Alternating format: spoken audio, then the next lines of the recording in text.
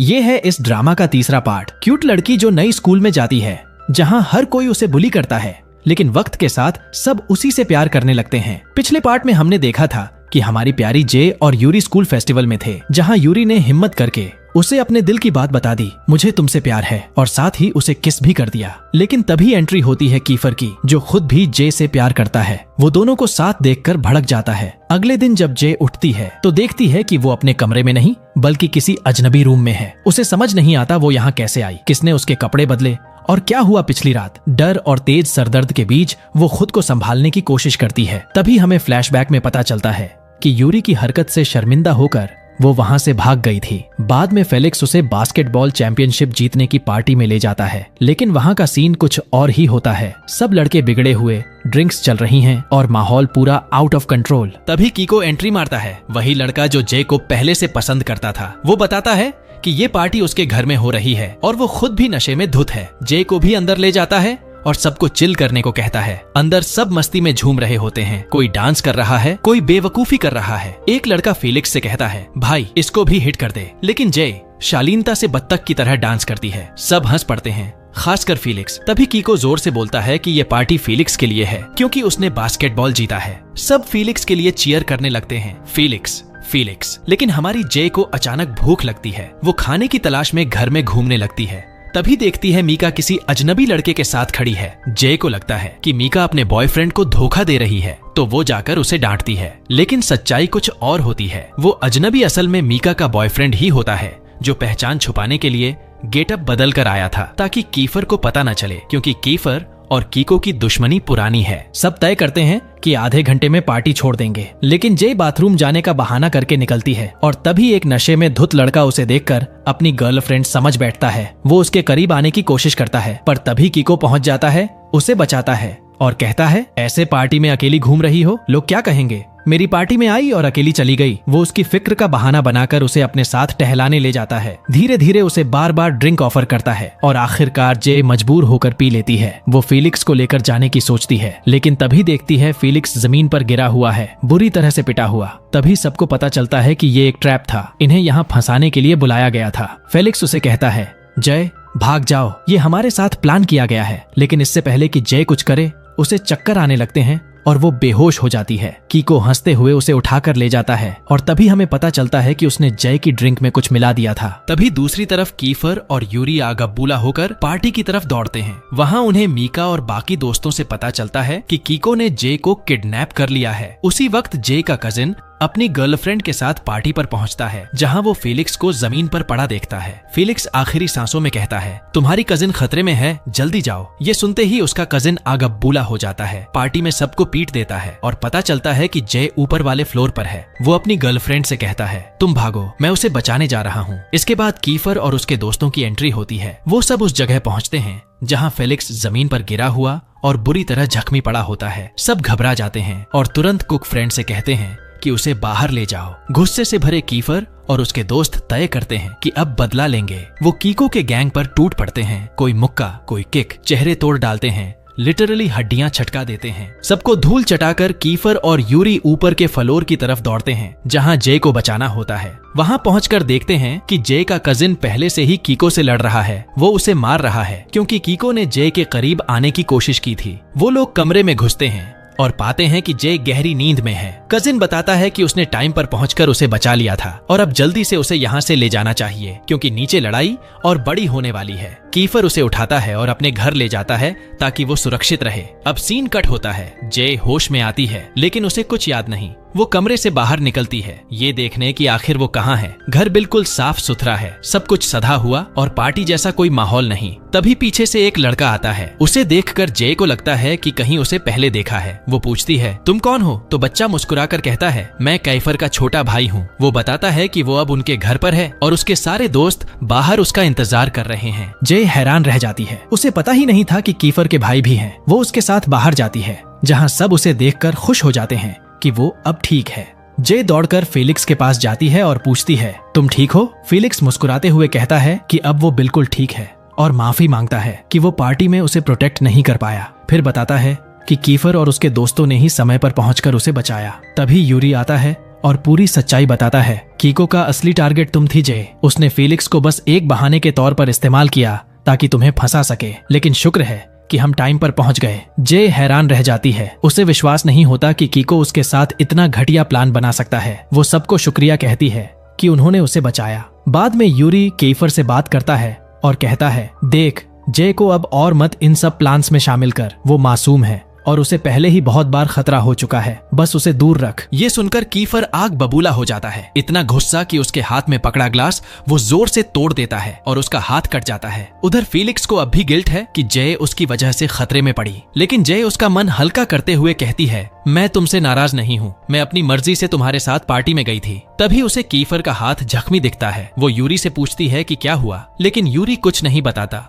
और उसे साथ लेकर नाश्ते की टेबल पर चला जाता है। वहाँ कीफर का छोटा भाई बहुत प्यारे तरीके से जे को कुर्सी खींच कर देता है। जे सोचती है, वाह, ये तो अपने भाई से बिल्कुल अलग है। तभी एक और छोटा बच्चा आता है और जे को पता चलता है कि वो कीफर का तीसरा भाई है, शरारती लेकिन बहुत क्यूट। वो कीफर से मजाक में कहता है, भाई तुम्हारी गर्लफ्रेंड तो बहुत खूबसूरत है। ये सुनकर सब हंस पड़ते हैं। बिल्कुल वैसा ही सीन जैसा कभी खुशी कभी गम में होता है, जब पूरा घर हंसी और शरारतों से गूंज उठता है। उधर जय अब भी थोड़ा नर्वस है। वो कहना चाहती है कि उसे घर जाना चाहिए वरना उसका कजिन परेशान हो जाएगा, लेकिन कीफर कहता है, उसे पता है कि तुम यहाँ हो, चिंता मत करो। ये सुनकर जय चैन की सांस लेती है और सबके साथ बैठकर खाना खाती है। माहौल पूरा फैमिली जैसा हो जाता है, हंसी मजाक, बातें और गर्मजोशी। फिर सब साथ स्कूल पहुंचते हैं, जहां टीचर क्लास को अलविदा कहती है क्योंकि आज सेमेस्टर का आखिरी दिन है और सबको छुट्टी मिलती है। जे बेहद खुश होती है। वो CIN से पूछती है कि उसके एग्जाम कैसे गए, तो वो बड़े कॉन्फिडेंस से कहता है, बहुत अच्छे, इस बार टॉप करूंगा। लेकिन जे को यकीन नहीं होता। वो कहती है, हाँ, अपने सपनों में।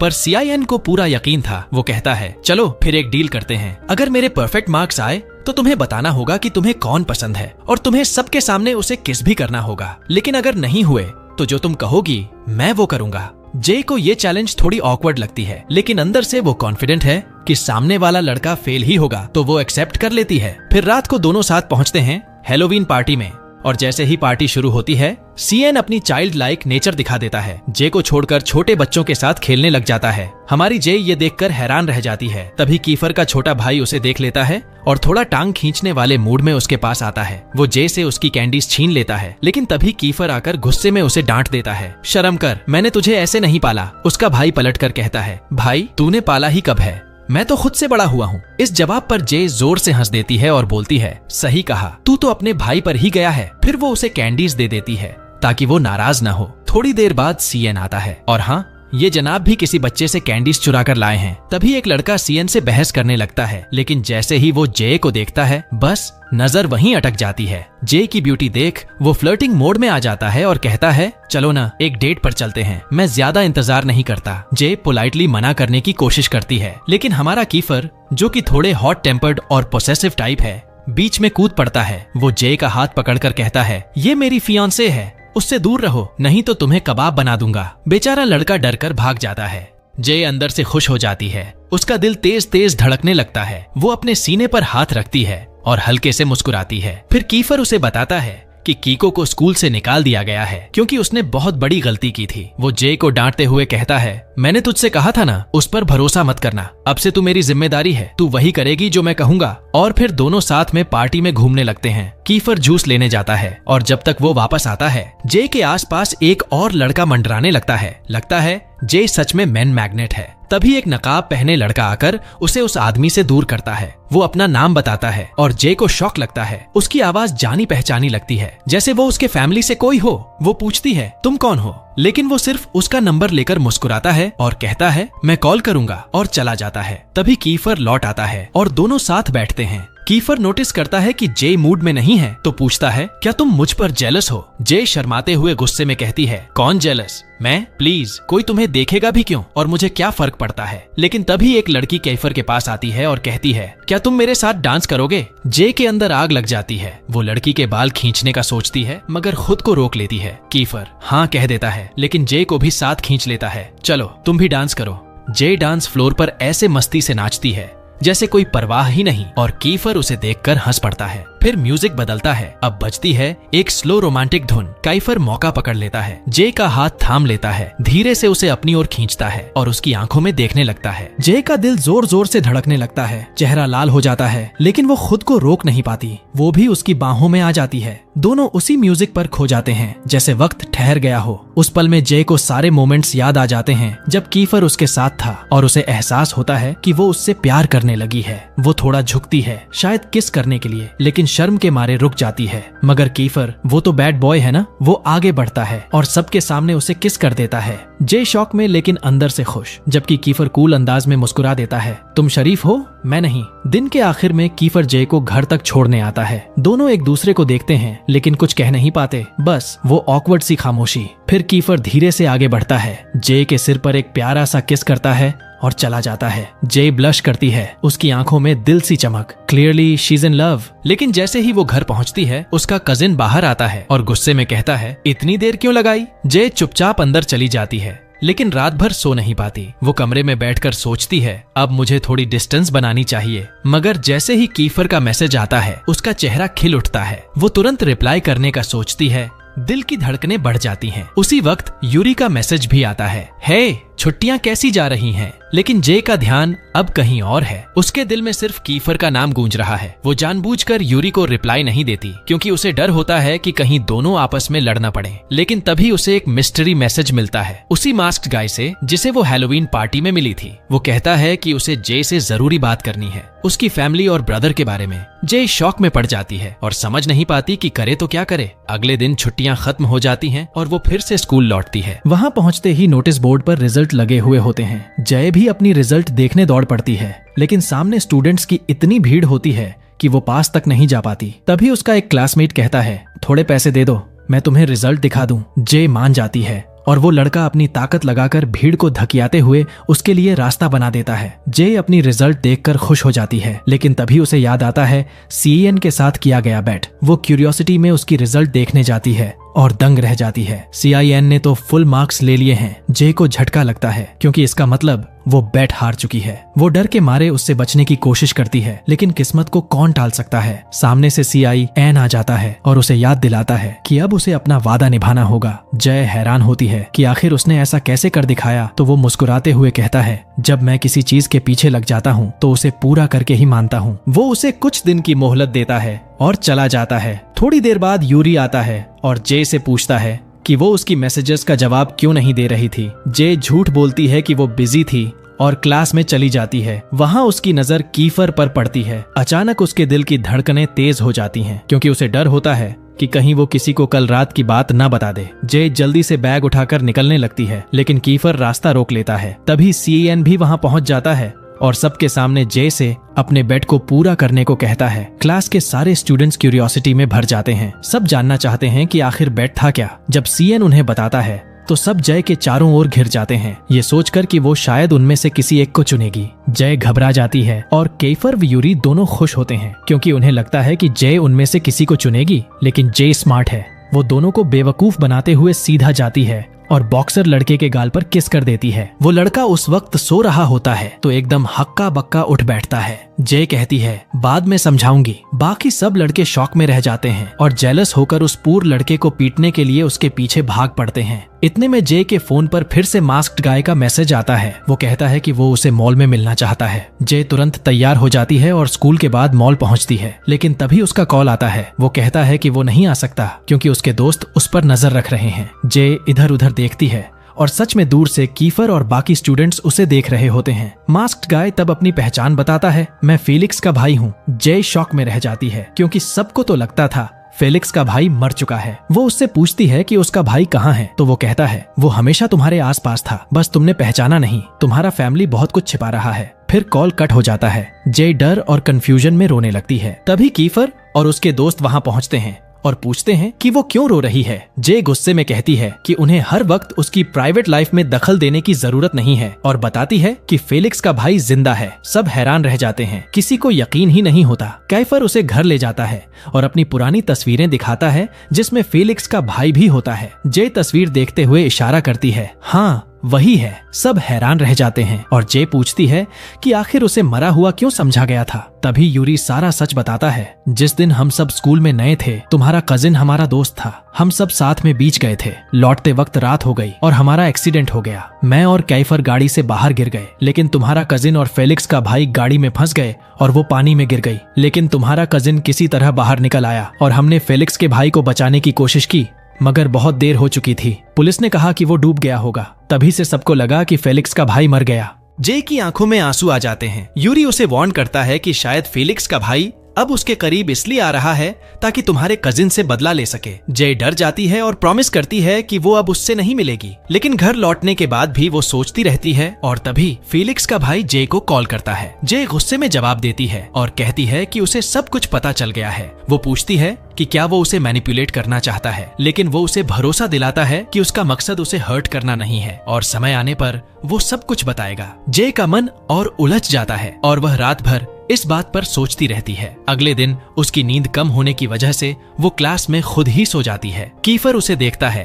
और मौका पाकर उसकी तस्वीर खींच लेता है, लेकिन जे जाग जाती है और उसे फोटो डिलीट करने के लिए मोबाइल छीनने की कोशिश करती है। कीफर लंबा है और जे छोटी, इसलिए वो स्ट्रगल करती है, लेकिन यूरी उन्हें देख लेता है और नाराज हो जाता है। आखिरकार जे सफल होती है, फोटो डिलीट कर देती है, लेकिन कीफर के फोन में उसकी एक्स गर्लफ्रेंड की तस्वीरें देखकर उसे जेलसी होती है। वो गुस्से में आ जाती है और सीट बदलकर यूरी के पास बैठ जाती है, लेकिन कीफर पीछा नहीं छोड़ता। दोनों टॉम और जेरी जैसे दौड़ते रहते हैं और अंत में जे मजबूर होकर उनके बीच में बैठ जाती है। तभी टीचर क्लास में प्रवेश करता है और यूनिवर्सिटी एडमिशन फॉर्म्स बांट देता है। क्लास के अंत में कीफर सो जाता है और जे मौका देखकर रिवेंज लेने का निर्णय करती है। वो मार्कर लेकर उसके चेहरे पर ड्रॉ करती है। जब कीफर उठता है, क्लासमेट्स हंसते हैं और वो खुद को मोबाइल में देखता है। गुस्सा हो जाता है और यूरी से जे को पकड़वाकर उसके चेहरे पर मूंछें बना देता है। फिर वो अपने दोस्तों के पीछे दौड़ता है जो उस पर हंस रहे थे। इसके बाद जे अपने क्लासमेट के पास जाती है जिसने उसे रिजल्ट देखने में मदद की थी।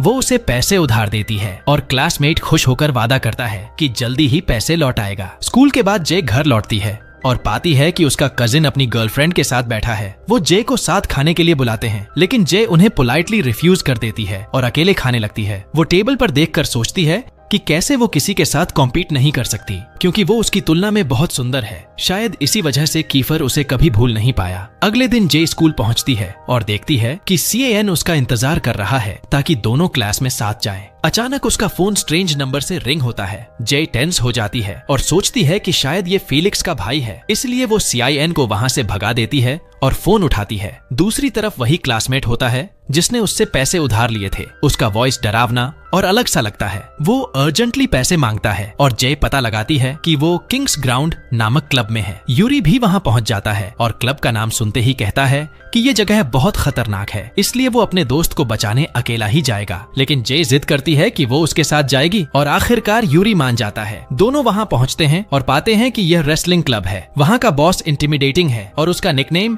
टाइगर है। वो बताता है कि उनके दोस्त ने बेट किया था और हार गया है, इसलिए अब उसे रेसलिंग मैच में भाग लेना होगा। यूरी चाहता है कि वो पैसे देकर दोस्त को बचा ले, लेकिन टाइगर रूल्स एक्सप्लेन करता है। यहाँ पैसे नहीं, ताकत चलती है। या तो वो लड़े या तुम उसकी जगह उतर जाओ। जे डर जाती है, यूरी को रोकने की कोशिश करती है, लेकिन यूरी के पास अब कोई दूसरा रास्ता नहीं होता। वो उसे भरोसा दिलाता है कि सब ठीक रहेगा और अपने दोस्त को कहता है कि जे का ख्याल रखे। फिर वो रिंग में उतरता है। लड़ाई शुरू होती है। यूरी और उसका प्रतिद्वंदी एक दूसरे पर जोरदार हमले करते हैं। पहले यूरी उसे हिट करता है, लेकिन अचानक फिसल जाता है। उसका विरोधी मौका पाते ही उस पर टूट पड़ता है और एक पंच में उसका जबड़ा तोड़ देता है। जय डर के मारे रोने लगती है, चिल्लाती है, यूरी उठो, हार मत मानो। उसकी आवाज सुनकर यूरी फिर से खड़ा होता है, जैसे जय की हिम्मत उसकी ताकत बन गई हो। वो पूरे जोश में फिर से हमला करता है और आखिरकार मैच को पलट देता है। वो सिर्फ जीतता नहीं, मैदान का हर कोना हिला देता है। आखिरकार वो है ही एक बैड एज हस्बैंड। इसी बीच कीफर वॉरिड होता है और डिमांड करता है कि जे का पता लगाया जाए। सबसे पहले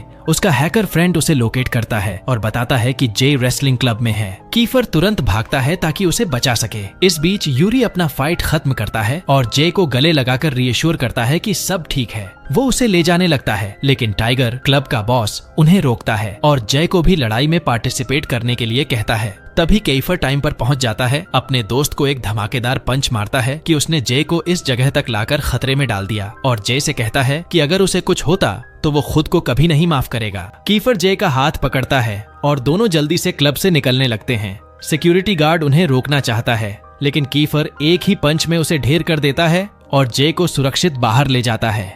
यूरी दूर से उन्हें देखता है, घबराया हुआ, क्योंकि वो जय से बहुत प्यार करता है और उसे लगता है कि वो उसकी पकड़ से दूर हो गई। अगले दिन यूरी एक काफे में बैठा होता है जहां उसने जय से मिलने का प्लान बनाया हुआ था। वो फ्लैशबैक में सोचता है जब अम्यूजमेंट पार्क में उसने गर्ल्स से परमिशन मांगी थी कि जय को पहले राइड में जाने दे, क्योंकि उसी पल वो अपनी फीलिंग्स कन्फेस करने का प्लान कर रहा था। वो जय को हंसते हुए देखता है और उसकी मुस्कान देखकर साफ था कि वो उससे कितना प्यार करता है। अब जब वो अपनी यादों से बाहर आता है तो उसके हाथ में रोज और रिंग होती है जो वो जय को देने के लिए रेडी है। स्कूल पहुंचकर जय इधर उधर देखती रहती है जैसे किसी की तलाश में हो। अचानक उसे कीफर दिखाई देता है और वो खुशी से चमक उठती है। वह नोटिस करती है कि कीफर ने कान में हुप इयररिंग्स पहने हैं जो सनलाइट में चमक रहे हैं। जय उनकी तरफ देखती है और कीफर सोचता है कि जय उसे इसलिए देख रही है क्योंकि वो उस पर फिदा है। वो उसके पास आता है और थोड़ी टीजिंग करता है, लेकिन जय शर्म से लाल हो जाती है और झल्लाकर उसे छोड़कर चली जाती है। मुंह में बड़बड़ाते हुए उसे गालियां देती है। कीफर उसे वॉल में कॉर्नर कर देता है और वॉर्न्स करता है कि अगर उसने फिर से उसे गाली दी तो वो उसे जबरदस्त पनिशमेंट देगा और इस दौरान वो उसे चिढ़ाते हुए देखता रहता है। जय नर्वस हो जाती है और मजबूरी में चुप हो जाती है, लेकिन गुस्से में फिर से अपना मुंह बंद नहीं कर पाती। फिर जय अपने क्लासमेट्स के साथ यूनिवर्सिटी विजिट के लिए जाती है। वहां वो नोटिस करती है कि सीएन अपनी टाई नहीं बांध पा रहा। वो आगे बढ़कर खुद उसकी टाई सेट कर देती है। बाकी सारे लड़के भी उसी के पास आ जाते हैं। जय, मेरी भी बांध दो ना, क्योंकि क्लास में वही एक लड़की है जिसे ये काम आता है। यूरी भी इम्प्रेस करने के लिए खुद टाई बांधने की कोशिश करता है, पर उल्टा गड़बड़ कर देता है। जय हंसते हुए उसकी भी ठीक कर देती है और बस कीफर का जेलसी मोड ऑन हो जाता है। वो जानबूझकर अपनी टाई भी खोल देता है ताकि जय उसकी भी बांध दे, जबकि उसे खुद अच्छी तरह आता है। जय उसे टोकती है, अरे मैंने देखा था, तू खुद बांध सकता है, अब क्या चाहिए। फिर भी जय का दिल बड़ा है, वो उसकी टाई भी बांध देती है ताकि वो नाराज न हो। कीफर जय की नरमी देखकर खो जाता है, उसकी आंखों में सीधा देखता रहता है, लेकिन जय शर्म से उसकी टाई खींच देती है। बस करो अब। फिर सब यूनिवर्सिटी पहुंचते हैं। जय वहां एक टीचर की फोटो देखती है जो बिल्कुल उसी जैसी दिखती है। उसे लगता है कि शायद वो उससे जुड़ा हुआ है। तभी फेलिक्स आता है, खुश होकर जय को बताता है कि उसने स्पोर्ट्स स्कॉलरशिप जीती है और जय की वजह से उसका सपना पूरा हुआ। जय उसे कांग्रेचुलेट करती है और दोनों साथ बैठते हैं। तभी कीफर आता है, फेलिक्स को हटाकर खुद जय के बगल में बैठ जाता है। अब जय दोनों के बीच फंसी हुई है, एक तरफ कीफर, दूसरी तरफ यूरी। क्लास खत्म होते ही सब बस में बैठने निकलते हैं। रास्ते में जय उसी प्रोफेसर को देखती है जो उसकी तरह दिखता था। वो उसके फोन में वही पुरानी तस्वीर पाती है जिसमें वो छोटी थी और तभी उसे एहसास होता है कि वही उसका फादर है। जय रोते हुए उसके पास जाती है, पापा कहती है। वो उसे देखकर सन्न रह जाता है और फिर उसे कसकर गले लगाता है और कहता है, मैं इस पल का सालों से इंतजार कर रहा था। वो अपनी गलती के लिए माफी मांगता है। तभी उसका कजिन पहुंचता है, जय को उनसे अलग करता है और उसके पिता को धमकाता है कि अगर उसने जय के पास फिर आने की कोशिश की तो वो पुलिस को बुला लेगा। वो उन्हें पुराने समझौते की याद दिलाता है और जय के पापा टूट जाते हैं। आखिरकार वे उसे छोड़ देते हैं और चुपचाप वहां से चले जाते हैं। जय फूट फूट कर रोने लगती है। वो कुछ भी समझ नहीं पा रही थी। कीफर गुस्से में आ जाता है और जय के कजिन से झगड़ पड़ता है, यहाँ तक कि उसे जोर से धक्का देकर गिरा देता है। यूरी और कीफर दोनों ही जय को संभालने की कोशिश करते हैं, लेकिन वो पूरी तरह टूट चुकी होती है। जय घर लौटती है रोती हुई और अपने अंकल का सामना करती है। आपने मुझसे झूठ क्यों बोला? मेरा पापा जिंदा है तो आपने मुझे उससे क्यों दूर रखा? आपके और उनके बीच आखिर क्या समझौता था? अंकल उसकी हालत देखकर पिघल जाता है, लेकिन फिर भी जवाब देने से इनकार करता है। बस इतना कहता है, तुम्हें सब कुछ कल पता चलेगा जब तुम्हारी माँ आएगी। जय सख्त लहजे में कहती है कि वो अपनी माँ से नहीं मिलना चाहती और गुस्से में घर छोड़कर निकल जाती है। वो सीधा कीफर के घर पहुंचती है और नोटिस करती है कि वो अकेला रहता है। जय पूछती है, तुम अकेले रहते हो? तुम्हारे पेरेंट्स कहाँ हैं? कीफर उदास नजर से जवाब देता है, माँ मर चुकी है और पापा ने दूसरी शादी कर ली, तो मैंने उन्हें घर से निकाल दिया। तब से मैं और मेरे भाई अकेले रहते हैं। फिर वो जय से पूछता है, और तू यहाँ क्यों आई है? माँ के पास क्यों नहीं गई? जय चुप हो जाती है, कुछ नहीं कहती। माहौल हल्का करने के लिए कीफर एक गेम का आइडिया देता है, कॉन्फेशन गेम। दोनों बारी बारी से एक दूसरे से सवाल पूछेंगे, जो जवाब नहीं देगा उसे सजा मिलेगी। खेल शुरू होता है। कीफर पूछता है उसकी माँ के बारे में। जय उदास होकर कहती है, वो किसी और से शादी कर ली और मुझे अंकल के पास छोड़ दिया। अब जय की बारी आती है। वो पूछती है, क्या कभी तू मेरे कजिन से सुलह करेगा? कीफर चुप रहता है, कुछ नहीं कहता। जय तुरंत सजा देती है, पेन उठाकर उसके चेहरे पर मूछें बना देती है, जैसे पिछली बार किया था। दोनों हंसने लगते हैं। फिर जय पूछती है, ये ईयररिंग्स लड़कियों वाले हैं ना, तूने क्यों पहने हैं? कीफर मुस्कुराता है, ये मेरी माँ की याद है। जब तक ये मेरे कान में है मुझे लगता है वो मेरे साथ है। दोनों का मूड हल्का हो जाता है और फिर पेन से एक दूसरे के चेहरों पर रंग लगाने लगते हैं। खेल खेल में चेहरों पर इंक ही इंक। अचानक कीफर शरारती लहजे में पूछता है, क्या तू मुझसे अट्रैक्टेड है? जय घबरा जाती है और झल्लाकर बोल पड़ती है, मुझे तुझसे प्यार? कभी नहीं, मैं किसी पागल से प्यार नहीं कर सकती। कीफर जोर से हंसने लगता है, क्योंकि जय भूल गई थी कि जो गाली देगा उसे सजा मिलेगी। कीफर मौका पकड़ता है, जय के करीब आता है और उसे किस कर देता है। जय शौक में रह जाती है, चेहरा लाल, दिल धड़कता हुआ। वो चाहकर भी उसे थप्पड़ नहीं मार पाती, क्योंकि अंदर से वो जानती है उसे कीफर वाकई पसंद है। अगले दिन जय अपने दोस्तों के साथ स्कूल जाती है, लेकिन रास्ते में देखती है कि कीफर का छोटा भाई किसी लड़के से झगड़ रहा है, बस इसलिए कि उसने उसकी गर्लफ्रेंड से बात कर ली थी। छोटा है पर फाइटर कम नहीं। उस लड़के का मुंह लहूलुहान कर देता है। जय हैरान होती है कि कीफर बीच में नहीं जा रहा। तभी यूरी आता है और कीफर के भाई को धक्का देकर रोकता है। कीफर को गुस्सा आता है और वो यूरी को मुक्का मार देता है। यूरी पलटकर जवाब देता है तो कीफर उसके कमजोर हिस्से पर किक मारता है और उसे नीचे गिरा देता है। जय आग बबूला हो जाती है, इनफ कीफर, गलती तुम्हारी और तुम्हारे भाई की है। वो यूरी को उठाकर उसकी मदद करती है और गुस्से में कीफर को वहीं छोड़ देती है। बाद में सब एक रेस्टोरेंट में बैठते हैं। जय को यूरी की सादगी और शांति बहुत भाती है। यूरी खुश होकर कहता है, थैंक यू जय, तुमने मेरा साथ दिया, और फिर धीरे से आई लव यू कह देता है। लेकिन वो ये बात जापानी में बोलता है ताकि जय समझ न सके। सीएन माहौल हल्का करने के लिए कहता है, देखो कीफर बुरा नहीं है, उसे अभी तक अपने किए पर गिल्ट हो रहा होगा। तभी कीफर वहाँ आता है, सबको डिनर पर ट्रीट देता है और सीधा यूरी के पास जाकर हाथ मिलाता है। No hard feelings. दोनों मुस्कुराते हैं। यही होती है असली दोस्ती। लेकिन जय अब भी नाराज होती है और कहती है, तुम्हें माफी मांगनी चाहिए। मगर कीफर का तो ईगो बहुत बड़ा है। वो मना कर देता है और अपने स्टाइल में बोलता है, अगर मैं तुझे तेरे पापा की लोकेशन बता दूं तो माफ कर देगी? जय के चेहरे पर मुस्कान लौट आती है। डील, अब तो मैं तुझसे कभी नहीं लड़ूंगी, अगली बार तेरे ही साइड रहूंगी। उधर जय का अंकल अपने परिवार के साथ बैठा बिजनेस की बात कर रहा होता है। कंपनी पर भारी कर्ज है और दिवालिया होने का खतरा मंडरा रहा है। तभी जय वहाँ आती है, लेकिन सब उसे टाल देते हैं और कहते हैं कि थोड़ा आराम कर लो। जय के जाने के बाद अंकल कहता है, हमें किसी अमीर की मदद चाहिए। यूरी के दादाजी हमारी कंपनी को बचा सकते हैं, इसलिए जय को यूरी से सगाई करनी होगी। अगले दिन स्कूल में यूरी जय से मिलने आता है और उसे लंच के लिए इनवाइट करता है ताकि उसकी मदद के लिए शुक्रिया कह सके। जय मान जाती है और दोनों उसी कैफे में जाते हैं जहां पिछली बार यूरी जय का इंतजार कर रहा था। लेकिन इस बार जय का दिमाग कहीं और खोया हुआ था। वो बस अपने पिता के बारे में सोच रही थी। यूरी नोटिस करता है कि वो बिल्कुल ध्यान नहीं दे रही। थोड़ा सा उदास होकर कहता है, तुम मेरे साथ भी हो फिर भी कहीं और खोई हुई हो। जय तुरंत माफी मांगती है और उसके गाल पर हाथ रखती है और कहती है, सॉरी, अब नाराज मत हो। यूरी का चेहरा लाल पड़ जाता है, एकदम उसके बालों के रंग जैसा।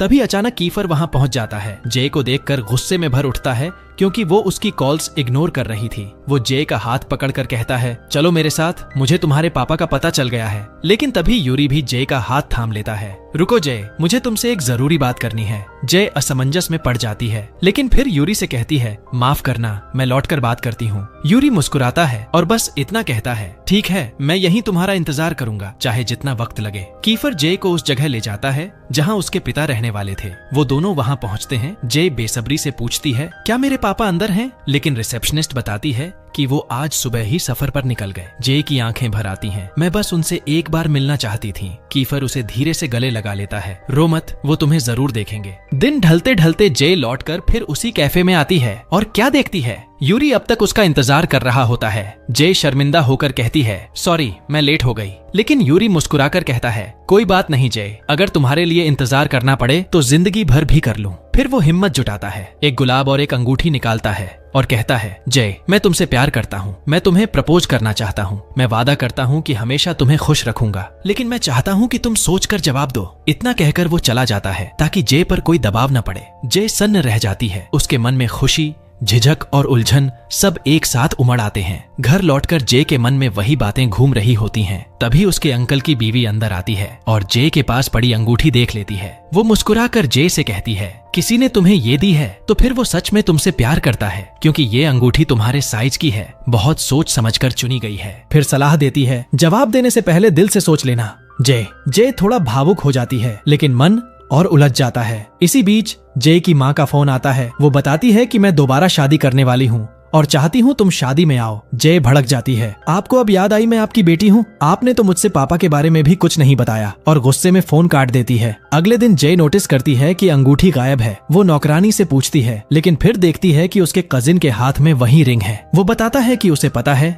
ये रिंग सेक्शन ई के किसी लड़के ने दी है और कहता है कि उनसे दूर रहो, वो हमारे लेवल के नहीं है। फिर प्रस्ताव रखता है, अगर तुम उनसे रिश्ता तोड़ दो तो मैं तुम्हारी मदद करूंगा तुम्हारे पापा से मिलने में और तुम्हें सेक्शन ए यानी अमीरों के ग्रुप में ले जाऊंगा। जय हैरान रह जाती है, एक तरफ दिल, एक तरफ उम्मीद और बीच में उसका खुद से सवाल, सही क्या है? अगले दिन स्कूल में सब न्यू ईयर की तैयारी में लगे होते हैं। जय खुश हो जाती है, सब एक साथ काम कर रहे होते हैं जैसे एक परिवार। वो भी मदद करने लगती है। तभी उसकी नजर कीफर के लॉकर पर पड़ती है जहां एला नाम लिखा होता है। जय के दिल में जलन उठती है, लेकिन कीफर खुद जाकर वो नाम मिटा देता है। वो सब अब अतीत है जय, अब मैं सिर्फ आज में जीता हूँ। जय मुस्कुरा देती है, उसे कीफर का ये बदला हुआ रूप बहुत अच्छा लगता है। उसी वक्त यूरी आता है, जय को सजावट लगाते हुए देखता है। क्योंकि वो नन्ही सी है इसलिए ऊपर तक नहीं पहुंच पा रही। वो पास आकर उसकी मदद करता है। जय को एक अजीब सी धड़कन महसूस होती है। दिल दोनों के लिए धड़क रहा है, लेकिन समझ नहीं पा रही कि किसके लिए ज्यादा। वो अपनी क्लास के बाकी दोस्तों को देखती है जो सब मिलकर हंस रहे होते हैं। जय की आंखें नम हो जाती हैं। उसे लगता है यही तो मेरा असली परिवार है। कीफर उसे देखता है, समझ जाता है कि कुछ गलत है। धीरे से कहता है, डोंट वरी जय, मैं हूं ना, जब तक मैं हूं कोई तुम्हें रुला नहीं सकता। जय उसके शब्दों से पिघल जाती है, मुस्कुराती है और थैंक यू कहती है। तभी यूरी दौड़ता हुआ आता है, कीफर बाहर कुछ लड़के तुम्हें ढूंढ रहे हैं। लेकिन इस बार बात लड़ाई तक पहुंच गई है। कीफर बेपरवाह मुस्कुराता है, कोई बात नहीं, हम सब एक हैं, जो भी आएगा निपट लेंगे। लेकिन किसे पता था इस बार मुसीबत जय पर ही टूटने वाली है। स्कूल से निकलते वक्त वो उन लड़कों से टकरा जाती है जो कीफर से बदला लेने आए थे। वो जय को ही पकड़ लेते हैं, सोचते हैं कि वो बस एक मासूम सी प्यारी लड़की है, पर उन्हें क्या पता कि जय कोई गुड़िया नहीं, वो तो अंदर से शेरनी है। जय जब देखती है कि उन गुंडों ने उसे घेर लिया है तो अंदर की निंजा आत्मा फट से जाग जाती है। पल भर में वो उनसे भिड़ जाती है, एक एक करके सबको गिरा देती है, पर वो लोग ज्यादा थे। आखिर में वो उसे जमीन पर गिरा देते हैं और कहते हैं, अपने दोस्तों को बुलाओ वरना अंजाम बुरा होगा। लेकिन जय डटकर कहती है, मैं कभी अपने दोस्तों से धोखा नहीं करूंगी। तभी एंट्री होती है हमारे हीरो कीफर की, पूरे सेंटा क्लॉज के ड्रेस में। लेकिन ये सेंटा तो गिफ्ट नहीं, पंच बांटने आया था। उसे जय को उस हालत में देखकर गुस्सा ऐसा आता है कि आंखों में आग भर जाती है। वो बिना सोचे सब पर टूट पड़ता है, एक को दाएं फेंकता है, दूसरे को बाएं, और बीच बीच में अपना सीक्रेट हथियार भी चलाता है और सेकंडों में सबको ढेर कर देता है। तभी वहां पहुंचते हैं यूरी और बाकी उसके दोस्त, और यूरी तो सीधे बोल देता है, जो भी जय के करीब आया अपनी मौत खुद लिख रहा है। सब मिलकर जय को संभालते हैं, उसे उठाते हैं और फिर साथ में वापस क्लास लौटते हैं ताकि न्यू ईयर का जश्न जारी रख सकें। जय सबको देख मुस्कुराने लगती है क्योंकि सबने पार्टी के लिए कॉस्ट्यूम्स पहने हुए हैं। कीफर बैग उठाता है और सेंटा बनकर सबको गिफ्ट बांटने लगता है। फिर शुरू होती है डांस परफॉर्मेंस। सबसे पहले सीएन डांस करता है और बाकियों को भी बुलाता है। जब जय की बारी आती है वो थोड़ा थकी हुई महसूस करती है और कहती है, कोई मेरी जगह डांस करे। तभी यूरी हाथ उठाता है, लेकिन कीफर को जलन हो जाती है और वो खुद आगे बढ़कर कहता है, मैं करूंगा। फिर सब मिलकर गेम खेलने लगते हैं जिसमें जो पहले हिलेगा वो हारेगा। जय की निगाहें कीफर पर अटकी रहती हैं और जब उसकी दोस्त मीका उसे देखती है तो पूछती है, तुम्हें कीफर पसंद है क्या? जय शर्मा जाती है और मना करती है, लेकिन मीका मुस्कुरा देती है क्योंकि उसकी नजरों ने सब बयां कर दिया था। गेम खत्म होने के बाद सब खाने बैठते हैं। जय नोटिस करती है कि यूरी अकेला बैठा उदास है। वो उसके पास जाती है, मुस्कुराकर माहौल हल्का करती है और कहती है, वैसे वो रिंग बहुत खूबसूरत थी, मुझे सच में पसंद आई। यूरी के चेहरे पर खुशी लौट आती है और वो जानबूझकर मजाक करने लगता है ताकि अपनी उदासी छुपा सके। लेकिन कीफर उन्हें साथ देखकर फिर से जलने लगता है, भले ही जय का दिल उसी की तरफ झुक रहा हो। तभी क्लास में हंगामा मच जाता है। कोई चिल्लाता है, भाई चिकन कौन खा गया? सब एक दूसरे को शक से देखते हैं। जे सिचुएशन संभालती है। दोस्तों, शायद चिकन किसी की प्लेट में ही रह गया होगा। वो सबकी प्लेट चेक करती है, लेकिन चिकन गायब। फिर जब वो देखती है कि CIN वहाँ नहीं है तो उसे ढूंढने लगती है। और क्या देखती है, वो मेज के नीचे छुपकर पूरा चिकन अकेला खा रहा होता है। जय हंसते हंसते लोटपोट हो जाती है। CIN शर्मिंदा होकर कहता है, माफ करना जय, चिकन ने मुझे बहका दिया। इतना जूसी था कि खुद पर काबू नहीं रख पाया। सब हंस पड़ते हैं। तभी उनका दोस्त शेफ अंदर आता है और बाहर के रेस्टोरेंट से ढेर सारा खाना लेकर आता है और पूरा ग्रुप फिर से जश्न में डूब जाता है। इसके बाद बॉक्सर जे को एक गिफ्ट देता है, एक नेकलेस जिस पर उसका नाम लिखा होता है। जे खुश होकर थैंक्स बोलती है, लेकिन बाद में पता चलता है कि असली गिफ्ट देने वाला कोई और था, फेलिक्स का भाई। खाना खत्म होते ही सब जे को जबरदस्ती डांस के लिए स्टेज पर खींच लाते हैं। केफर को भी बुलाया जाता है, लेकिन वो मना कर देता है। बस जय को डांस करते हुए देखता रहता है। उसकी हंसी, उसकी चमकती आंखें, सब देखकर उसके दिल में एक नई उम्मीद जग जाती है। डांस खत्म होने पर सब जय को उठाकर ऊपर उछालते हैं। हंसी खुशी में पूरा माहौल रोशन हो जाता है। फिर यूरी गिटार उठाता है और जय की तरफ देखकर एक प्यारा सा सॉन्ग बजाने लगता है। उसकी नजरों में बस जय ही होती है। कीफर के अंदर जलन की आग सुलगती है, पर वो छुपा लेता है। जय उसकी बेचैनी महसूस करती है और माहौल बदलने के लिए नया गेम सजेस्ट करती है। चलो एक फन कंपटीशन खेलते हैं, विश गेम। पहला टास्क होता है चॉकलेट लाओ। तो उनका शरारती दोस्त मीका को पकड़कर कहता है, लो भाई मेरी चॉकलेट यहीं है। और पूरा ग्रुप हंसी से लौटपोट हो जाता है और सब जोर से हंस पड़ते हैं। माहौल इतना मस्ती भरा हो जाता है कि कीफर भी थोड़ा मस्ती में आता है। जब बारी आती है कुछ प्यारा लाओ की, तो कीफर मुस्कुराता है,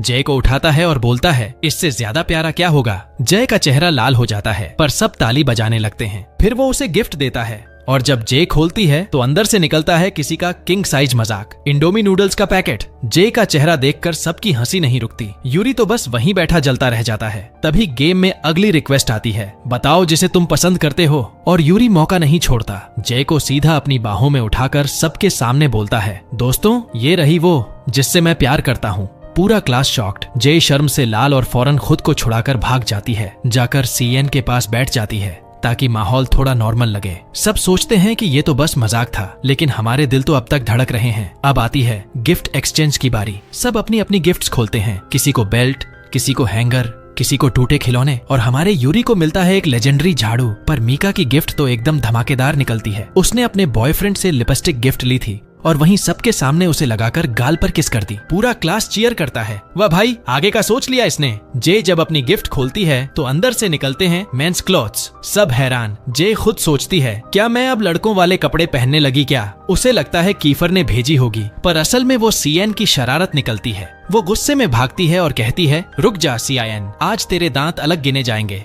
भागते भागते जे क्लास के दरवाजे पर रुक जाती है। अंदर सब स्टूडेंट्स हंस रहे हैं, खेल रहे हैं, जश्न मना रहे हैं। जे की आंखों के सामने वो सारे पल घूम जाते हैं। जब वो पहली बार इस क्लास में आई थी, सब उसे भगाना चाहते थे, लेकिन अब वही लोग उसकी फैमिली बन गए हैं। उन्होंने उसके साथ हंसा, लड़ा, उसे बचाया, और हर बार जब जे खतरे में होती तो सब सच में उसे बचाने के लिए दौड़ पड़ते थे। वो सब यादें सोचकर जे की आंखों से आंसू निकल आते हैं। लेकिन तभी कीफर पास आता है, उसके आंसू पोंछता है और धीरे से कहता है, मुझे तुम्हें उदास देखना बिल्कुल पसंद नहीं। जे का दिल पिघल जाता है। उसकी आंखों में फिर से मुस्कान लौट आती है। उसी पल वो फैसला लेती है, मैं अपने दोस्तों को नहीं छोड़ूंगी। वो अपने कजिन को मैसेज भेजती है, मैं इस क्लास को छोड़कर कहीं नहीं जा रही। फिर दौड़कर वापस अंदर जाती है, सबके बीच खड़ी होकर मुस्कुराती है और पूरी गैंग के साथ एक प्यारी सी ग्रुप फोटो खिंचवाती है। सबकी हंसी, चमकती लाइट्स और जे की खुशी, उस पल सब कुछ परफेक्ट लगता है। अगले दिन जे घर पर उठती है, नींद और हैंगओवर में डूबी हुई। उसे बस इतना याद रहता है कि पिछली रात उन्होंने घर पर पार्टी की थी। कुछ लोग जल्दी चले गए थे, जबकि बाकी वहीं रुक गए थे। नीचे सबने जमकर ड्रिंक किया था। यूरी थोड़ा उदास था, लेकिन जे तो बस मस्ती में डूबी हुई थी, हंसती,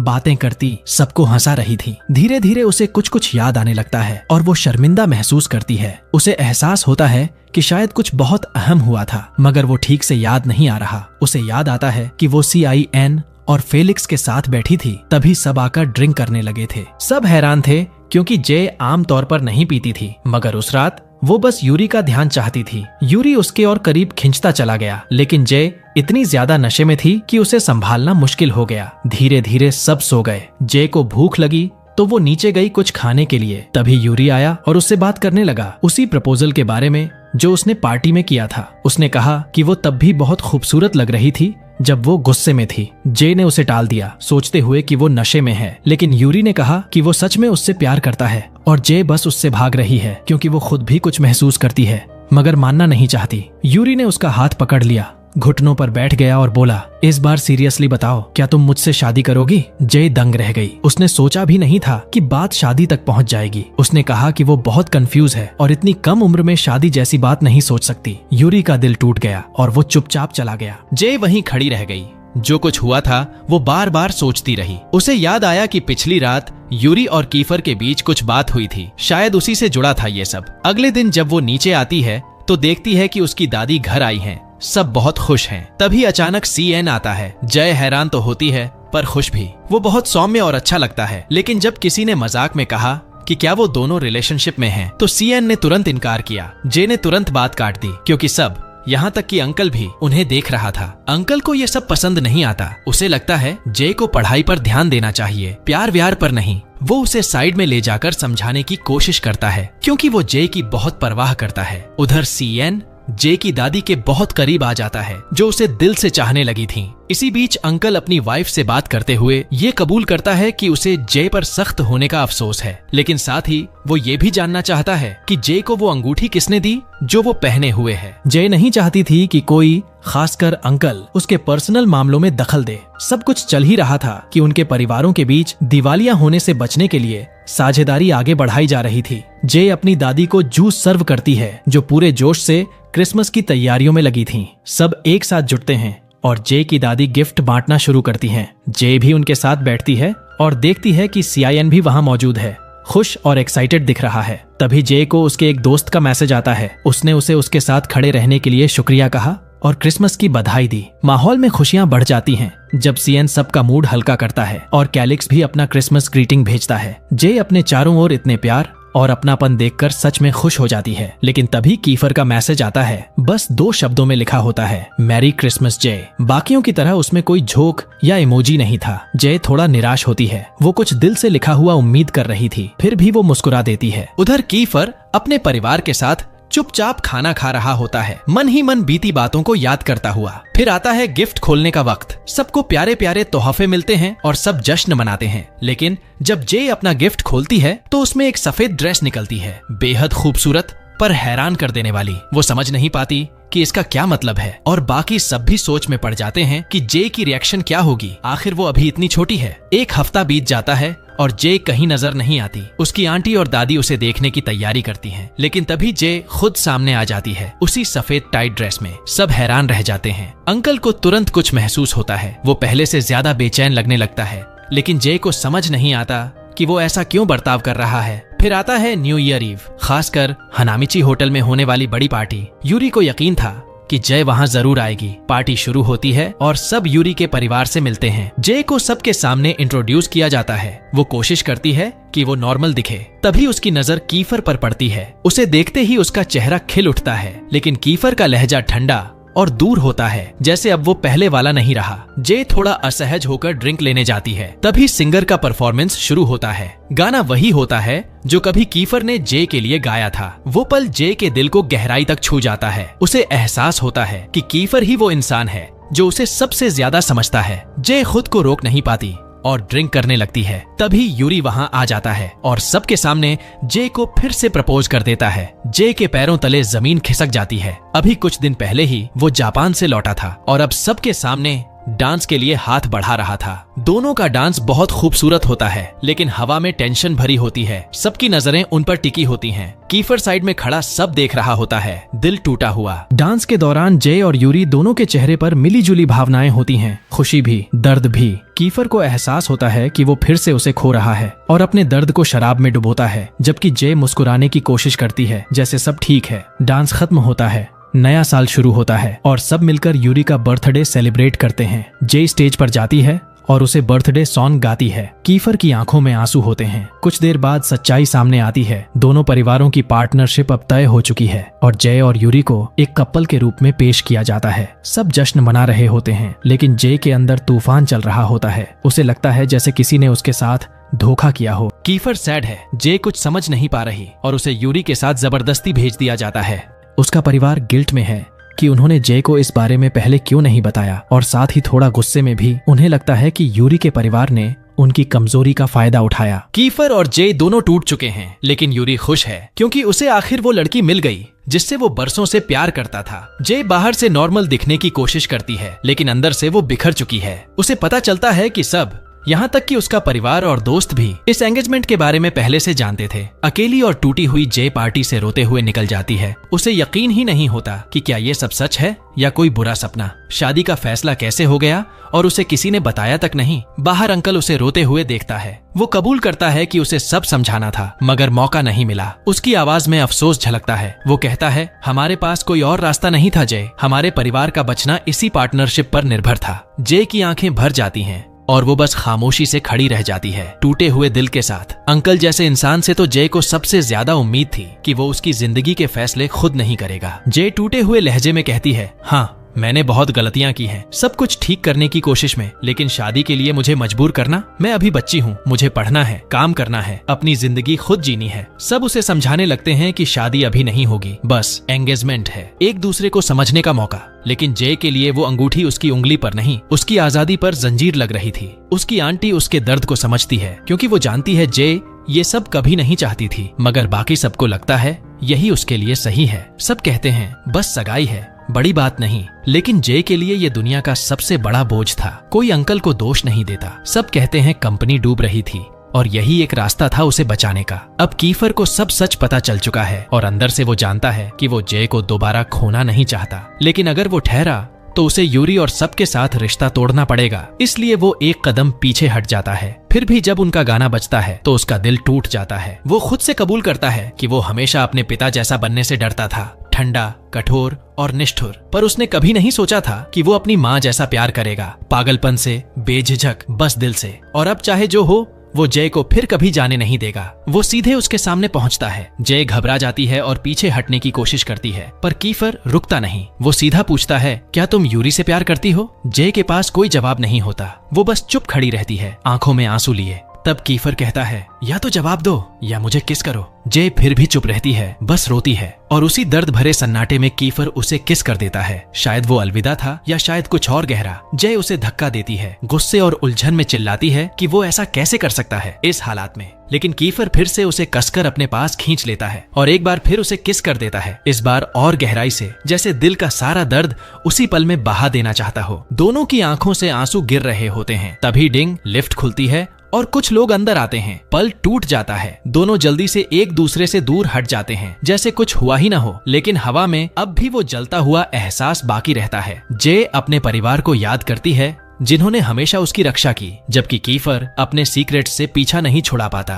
दोनों खोए हुए हैं अपने ही जज्बातों में। जय चुपचाप चली जाती है। कीफर वहीं खड़ा रह जाता है, आंखों में दर्द और पछतावा। तभी यूरी आता है और बड़े नरमी से उसका हाथ पकड़कर कहता है, चलो, सब इंतजार कर रहे हैं। जय खोई हुई सी उसके साथ चली जाती है। यूरी उसे रूफटॉप पर लेकर आता है। चारों तरफ खूबसूरत सजावट, लाइट्स और ठंडी हवा। वो उसे मुस्कुराने के लिए कहता है, थोड़ा हंसो, इस पल का मजा लो। दोनों चलते हैं और जय को हैनामिची फैमिली से मिलवाया जाता है, क्योंकि उसने यूरी का प्रपोजल मान लिया था। सब टोस्ट करते हैं, ड्रिंक्स उठाते हैं, मुस्कुराते हैं, लेकिन जय के अंदर सब कुछ उल्टा पुल्टा है। वो बाथरूम जाने का बहाना बनाकर निकलती है और तभी कीफर फिर सामने आ जाता है। वो उसे एक बार फिर रोकता है। जय हैरान होती है, अब क्यों कीफर? वो भी टूट चुका होता है। कहता है, मैं अब तुम्हें रोकने नहीं आया, लेकिन डरता हूँ इस बात से कि तुम किसी और की हो जाओगी, जबकि तुम्हारा दिल अब भी मेरे पास है। वो उसकी आंखों में देखता है और कहता है, मैं देख सकता हूँ जय, तुम शादी से नहीं डर रही, तुम इस बात से डर रही हो कि तुम्हारा दिल किसी और के लिए धड़कता है। फिर वो सब कुछ साफ साफ कह देता है, मैं तुमसे प्यार करता हूँ और अब छुपाऊंगा नहीं। जय सन्न रह जाती है। तभी आसमान में पटाखे फूटने लगते हैं। न्यू ईयर का आतिशबाजी शो शुरू हो जाता है। जय उसकी आंखों में देखती है और अचानक उसे खींचकर किस कर लेती है। आसमान में रंग बरस रहे होते हैं और नीचे दो दिल एक हो रहे होते हैं। कीफर उसे और मजबूती से थामता है और दोनों का किस गहराता चला जाता है। उनका प्यार अब पहले से ज्यादा तेजी से जल रहा होता है, बिना डर, बिना झिझक। तभी परिवार के लोग पहुंचते हैं। यूरी की माँ अपने बेटे को दूर खड़ा देखती है, टूटा हुआ, अकेला, किसी का इंतजार करते हुए जो शायद अब कभी लौटकर ना आए। वहीं जय अब भी कीफर की बाहों में होती है और दोनों की आंखों से आंसू गिरते हैं, लेकिन इस बार खुशी के, बिना यूरी के, बिना किसी स्पष्टीकरण के। जय को आखिर पता चल जाता है कि उसका दिल सच में किसका है। और कीफर वो अब उसे रोकता नहीं, बस थामे रखता है। दोनों पूरी रात साथ रहते हैं, जबकि बाहर जश्न चलता रहता है और यूरी चुपचाप अकेला अपनी बिखरती ख्वाहिशों को देखता रहता है। और यहीं पर खत्म होता है इस सीरीज का सीजन 1। अब सवाल ये है, क्या जय हमेशा के लिए कीफर के साथ रहेगी या यूरी और परिवार की उम्मीदों के बीच फिर से फंस जाएगी? अगर आप भी जानना चाहते हैं आगे क्या होगा तो चैनल को जरूर सब्सक्राइब करो, बेल आइकन दबाओ ताकि कोई भी अगला वीडियो मिस ना हो जाए। यहाँ स्क्रीन पर तुम्हें कुछ और शानदार वीडियो मिलेंगे जो वाकई कमाल के हैं। तुम्हारा कीमती वक्त देने के लिए बहुत बहुत धन्यवाद। फिर मिलेंगे अगले वीडियो में एक नई कहानी के साथ।